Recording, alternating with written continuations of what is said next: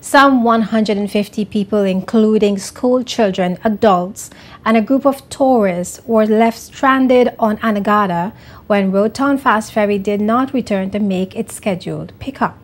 The children had just completed a one-day field trip on Anegada, but frustration and fatigue took over at nightfall, with no sign or any information about the whereabouts of the ferry that took them to Anegada earlier that day.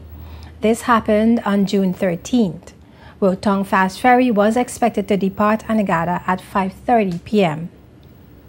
According to reports, Speedy's ferry services offered to provide a vessel to transport the stranded children and adults from Anegada, but that offer was turned down. Later that evening, concerned parents turned to Speedy's ferry asking that they go to Anegada.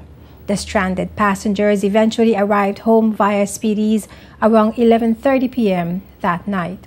Travelers between St. Thomas and the BVI also continue to complain about unreliable ferry service. In an open letter to Premier Dr. Yolanda Smith by a visitor posted on the BVI National Forum Facebook page said, quote, "This is probably our last trip to the BVI's as we can't even figure out how to get there. We have a trip scheduled for July and don't even know when a ferry will run," end quote.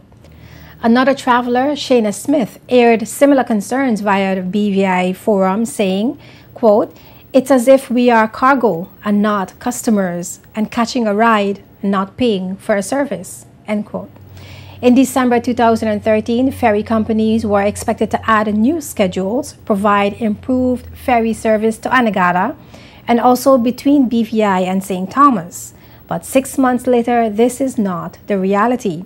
The addition of Provincetown 3 to Roadtown Fast Ferry's fleet was expected to provide seating capacity for 149 passengers 7 days each week between Roadtown, Tortola, and St. Thomas. Meanwhile, travel between Virgin Gorda and the USVI via Speedy's ferry has been hassle-free. Irregularities surrounding ferry services between Roadtown, Tortola, and St. Thomas and its negative impact on the BVI's tourism industry are not new.